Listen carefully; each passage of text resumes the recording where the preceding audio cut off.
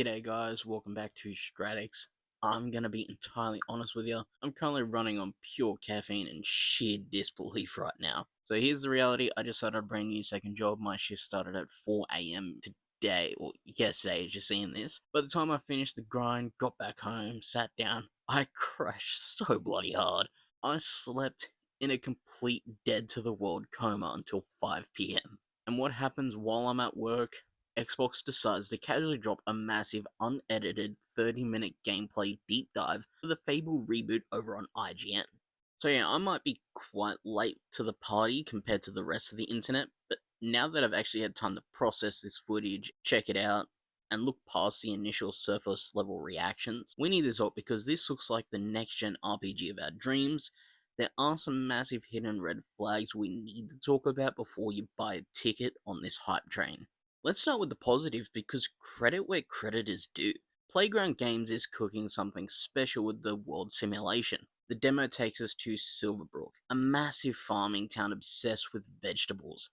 And right out of the gate, they drop a huge stat. There are over 1,000 completely handcrafted, fully voiced NPCs in this game. Not background decorations or scripted robots. They have dynamic routines, jobs, families, and actual memories.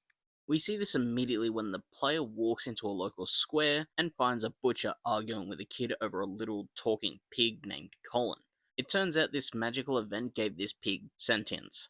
It's not cinematic, it's an in-game conversation where your choices matter. The player drops a massive 2,000 gold to buy Colin from the butcher to save his life. Doing this immediately grants you a local reputation in Silverbrook as being virtuous and shrewd. And this is where the game gets incredibly interesting.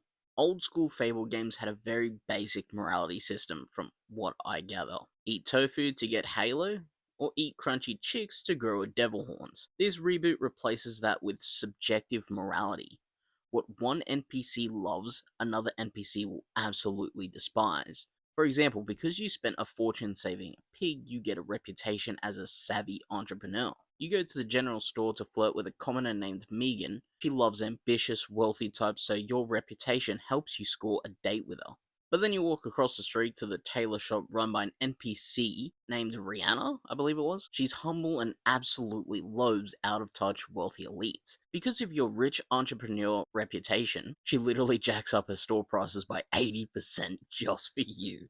That is the exact kind of deep interconnected RPG reactivity that makes an open world feel alive. Your choices ripple through the entire social fabric of the town.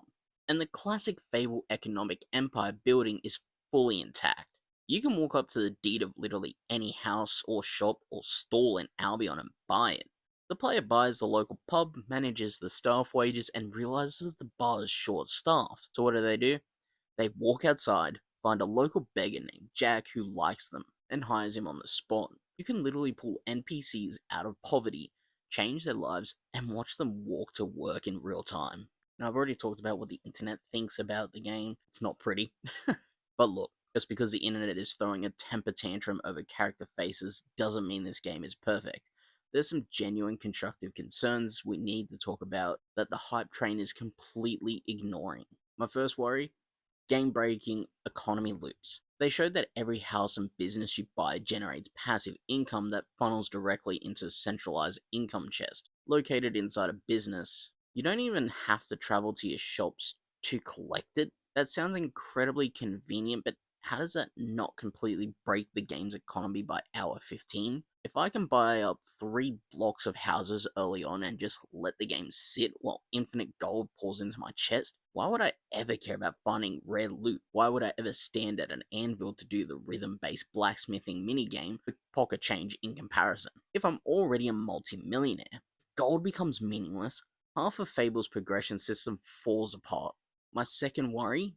The illusion of 1,000 unique NPCs. Handcrafted, fully voiced routines sound amazing in a marketing presentation, but we all know how modern game development works. Are we actually gonna get unique behaviors, or are we gonna start hearing the exact same 5 voice actors repeating the same dialogue loops once we leave the main starter towns? If the procedural AI systems underneath don't have true depth, that illusion of a living world is going to shatter very quickly. Worry number 3, where's the combat?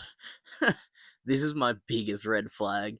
Xbox dropped a massive 30-minute gameplay blowout, and they only showed actual real-time combat for about 45 seconds, give or take. At the very end, when the player picked a fight with the town guards, they called it seamless style weaving combat where you combine melee weapons, skill, and magic willpower. But if you look closely at the animations, when the hero is swinging the sword and dodging, it looks a little stiff to me. It looks a bit floaty. If the combat loop was an absolute masterpiece, they wouldn't have hidden it at the tail end of a live sim video.